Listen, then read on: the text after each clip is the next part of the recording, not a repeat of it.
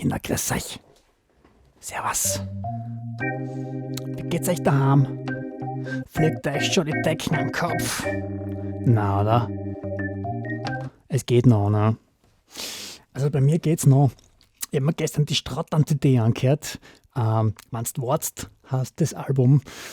Was ich lustig gefunden habe, ist, ich weiß nicht, ob ich es richtig verstanden habe, aber ich glaube, er hat gesagt, zu Silvester hat es noch nie geregnet. Und das stimmt, oder? Oder hat es schon mal geregnet zu Silvester? Frank Spilker hat Geburtstag gehabt, gestern glaube ich. Und ich wollte ihm schreiben, alles Gute zum Geburtstag. Ich meine, Frank Spilker ist einer der ganz, ganz Großen einfach für mich.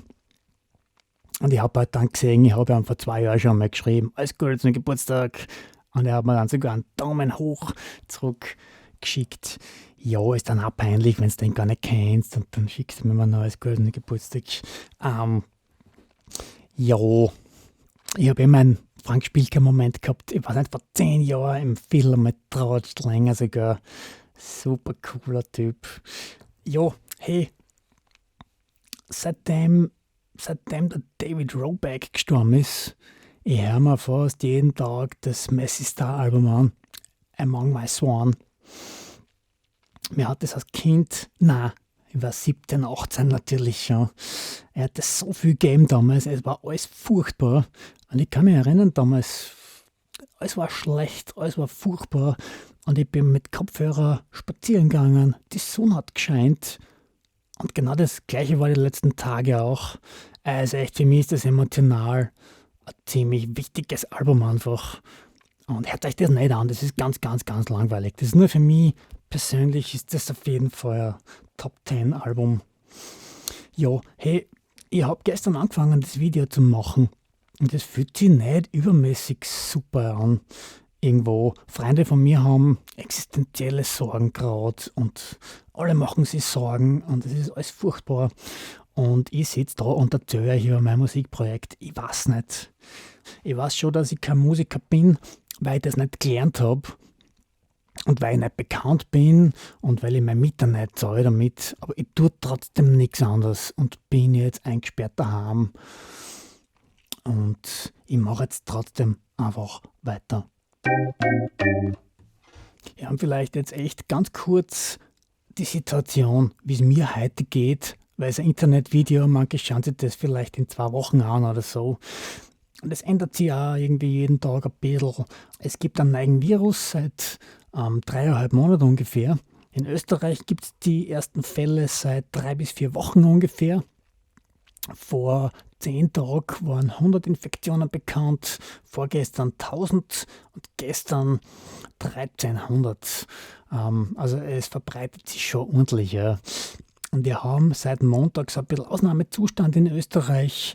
Es haben eigentlich nur mehr Lebensmittelgeschäfte offen, Apotheken und natürlich Krankenhäuser und der Pflege- und Sozialbereich. Geht alles weiter, Banken und wir sollen alle daheim bleiben. Ja, damit sich das Ding so langsam wie möglich weiter verbreitet. Und soweit ich das verstehe, zum heutigen Tage, wenn dein Immunsystem gut ist, passiert gar nichts. Dann merkst du das nicht einmal. Du hast dann zwar den Virus, aber es passiert nichts. Du weißt das nicht einmal. Wenn du ein schwaches Immunsystem hast, bist du wochenkrank. Dann hast du halt Husten, Fieber. Und natürlich ist keine Gaude, aber du stirbst nicht. Du stirbst vielleicht, wenn du wirklich kein Immunsystem hast oder ein ganz schwaches Immunsystem. Ja. Dann kannst du eine Lungenentzündung kriegen und sterben. Ja. Ja, die Stimmung so in meinem Freundeskreis und auf der Straße ist echt verhältnismäßig entspannt. Die meisten Leute sind gesund und wissen, dass ihnen nichts passieren wird und verstehen aber trotzdem, um was es geht, dass wir daheim bleiben, um einfach die Schwächeren zu schützen, ja, dass die Krankenhäuser nicht überfordert sind und alle helfen können. Und ich bin auch froh über die Maßnahmen, die unsere Regierung getroffen hat. Ja, es ist tatsächlich was Positives, irgendwo was passiert. Und das sehen, glaube ich, die meisten so. Es ist zwar ein bisschen grauslig, dass sie das so ausschlachten, ja, dass sie sich 10 Minuten hinstellen, die Reden schwingen, als ob sie genau alles wissen täten, was ein völliger Blödsinn ist, und du kannst die 10 Minuten Rede auf 30 Sekunden Fakten abkürzen. Das ist ein bisschen grauslig, aber man sieht einfach andere Beispiele. Die Deutschen, also die Bayern haben jetzt Wahlen abgehalten am Wochenende, Kommunalwahlen, und die haben Stichwahlen in 2 Wochen. Ich weiß nicht. Die Briten haben bis vor ein paar Tagen gesagt, wir brauchen gar nichts tun. Die Leute werden schon immun werden. Ja. Dass das Gesundheitssystem dort zusammenbricht, haben sie sich nicht überlegt gehabt. Das hat dann einfach für alle Älteren und Leute halt mit einem schlechten Immunsystem geheißen, ja, ihr werdet sterben, ja.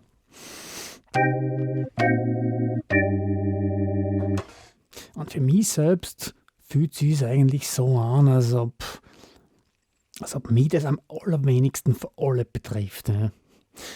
Ich weiß nicht, ich mache seit einem Jahr keine Jobs in der Musikszene mehr. Also alle meine Freunde betrifft das, ja, weil die Veranstaltungen abgesagt werden. Also jeder Musiker, jeder Veranstalter und Fotografen und auch jeder verliert jetzt einfach Jobs, ja, und weiß nicht genau, wie er seine Miete zahlen wird. Das ist natürlich, da mache ich mir Sorgen um meine Freunde, ja. Mich selbst betrifft es nicht. Ich bin gesund. Ich habe kein Kind und kein Pflegefall irgendwo, ich habe keine Verpflichtung. Wenn es mich nicht mehr gibt, dann geht es jetzt ganz schlechter. Deswegen, ja. Natürlich, also mit der Band, jetzt die ersten 2, 3 Lieder kommen jetzt schon langsam dorthin, wo ich sage, ja, so fangen wir an, so spielen wir es, so hören wir auf. Da habe ich mich schon ziemlich gefreut auf die Probe am Mittwoch. Natürlich haben wir die Probe abgesagt. Ja, aber ich kann auch andere Dinge machen zu Hause. Ich könnte ein Soloalbum jetzt machen. Ich habe es ein bisschen vor. Also mit der Band, es wird ein Musikalbum. Ne? Und ja, vielleicht das, was ich solo mache, dass ich einfach mehr erzähle. Ne? Und halt mehr Nummern spiele, wo ich ein bisschen drüber improvisiere und so. Könnt man vorstellen, ich bin gerade am Überlegen, ja, diese Videogeschichte, was ich da mache mit euch, könnt ihr ein bisschen forcieren.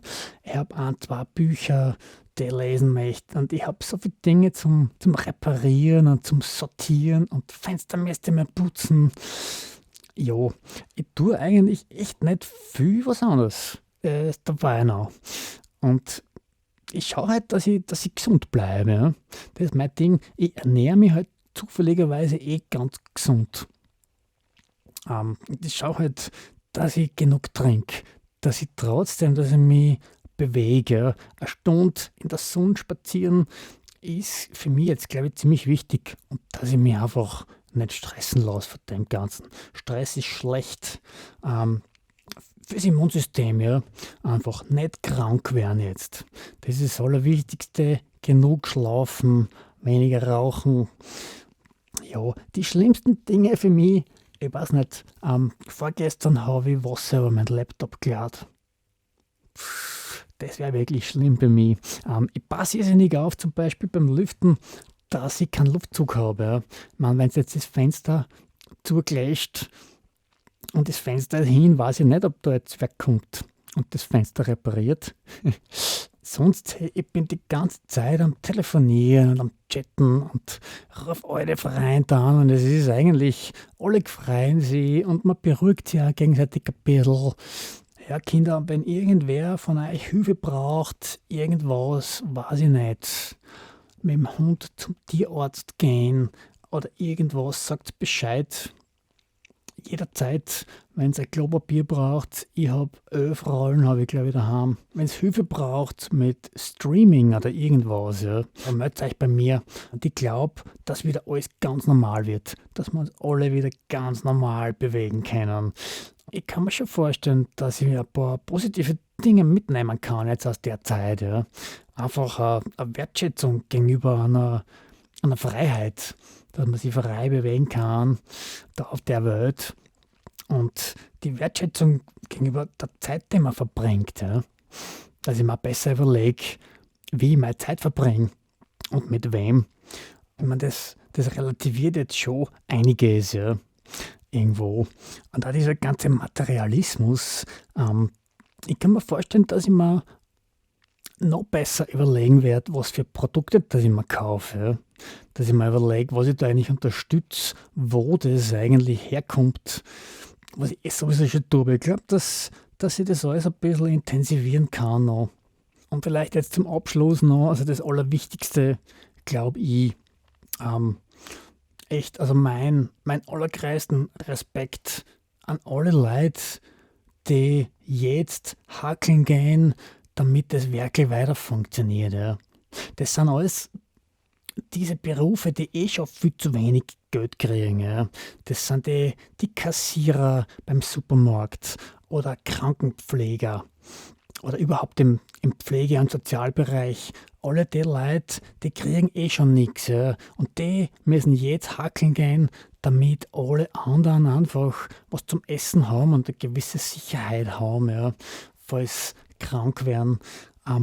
Ja, und die Leute, die sowieso 5.000 oder 10.000 im Monat verdienen, die hucken jetzt daheim und überlegen sich, welche Aktien dass sie kaufen, ne? Weil alles gerade so billig ist. Das ist echt alles ziemlich grauslig und das zeigt echt einen ganz schieren Aspekt da in der Gesellschaft auf. Ja. Jedenfalls echt mein größter Respekt an alle Leute, die da jetzt hackeln gehen, damit wir alle was zum Essen haben und damit wir da ein Krankenhaus haben, wo wir hingehen können, wenn es uns erwischt. Echt 1000 Dank. Und das schauen sie den ganzen Tag nur verzweifelte und grantige Gesichter an, ja, und hören wahrscheinlich kein einziges Mal Danke den ganzen Tag. Ja. Darum echt Danke an alle, die jetzt schauen, dass das weiter rennt. Hey Kinder, bis bald. Ich habe das Gefühl, wir sehen uns bald wieder. Grüß euch.